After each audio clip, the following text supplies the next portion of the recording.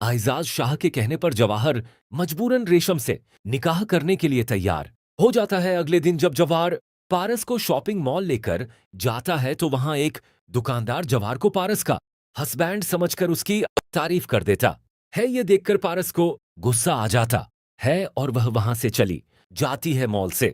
निकलते ही उसी वक्त जवाहर की नजर नदीम पर पड़ती है और जवाहर को नदीम पर शक हो जाता है कि यह जरूर वहां दुरानी से मिला हुआ है। जवाहर नदीम का पीछा करता है और उसका शक यकीन में बदल जाता है। लेकिन जवाहर फिलहाल नदीम के बारे में बहजाद साहब को कुछ नहीं बताता। उसी वक्त जवाहर को सिकंदर से यह मालूम होता है कि शाकुर साहब की फैमिली को नुकसान पहुंचाने वाला कोई और नहीं बल्कि आफताब था। इस बात का पता चलते ही जवाहर आफताब को बहुत मारता है और बहजाद साहब के सामने पहुंचकर सारी सच्चाई बता देता है। बहजाद साहब भी आफताब के मुंह पर जोर का थप्पड़ मार देते हैं और उसे वहां से चले जाने को बोल देते हैं। अब आफताब और नदीम मिलकर वह दुर्रानी के साथ जवाहर को सबक सिखाने का फैसला कर लेते हैं। और जिस रोज जवाहर और रेशम का निकाह होने वाला होता है उसी वक्त बहजाद साहब की जवाहर को कॉल आती है। वह घबराते हुए जवाहर से बोलते हैं,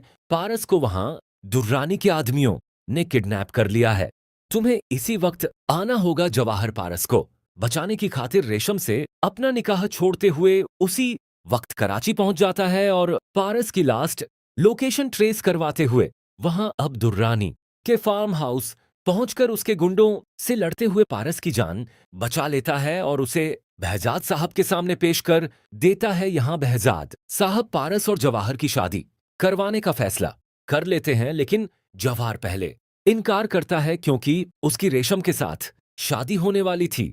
लेकिन बहजाद साहब की रिक्वेस्ट पर जवाहर मजबूरन पारस से निकाह कर लेता है और पारस को अपने साथ सुकुर ले आता है। जैसे ही रेशम पारस को जवाहर की बीवी के रूप में देखती है तो उसके पैरों तले जमीन खिसक जाती है और वह ठान लेती है कि पारस और जवाहर का तलाक करवाकर ही रहेगी। उसी वक्त सिकंदर बहजाद साहब को बताता है कि नदीम और आफताब वहाब से मिले हुए हैं, यानी वह दोनों उनकी पीठ में खंजर घोंप रहे हैं। जब बहजाद साहब नदीम के पास पहुंचते हैं तो नदीम उस वक्त वहाब दुरानी के साथ बात कर रहा होता है और बातों में नदीम के मुंह से यह निकल जाता है, मैं आपको कभी धोखा नहीं दूंगा सरकार, मैंने अपनी बीवी के साथ मिलकर ही बहजाद साहब की बीवी को जान से मरवाया था क्योंकि वह हमारे खिलाफ जा रही थी। ये सारी बातें जैसे ही बहजाद साहब को पता चलती हैं तो वह उसी वक्त पुलिस को बुलाकर आफताब, नदीम और अपनी बहन शाहीन को गिरफ्तार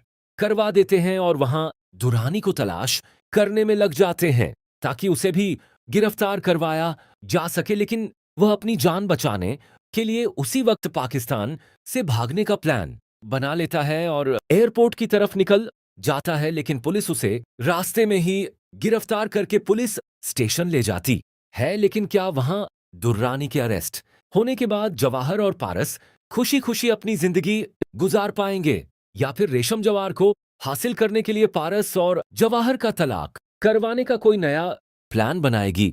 दोस्तों, अगर आप भी चाहते हैं कि पारस और जवाहर का निकाह हो जाए तो कमेंट करो, पारस की शादी जवाहर से होनी चाहिए।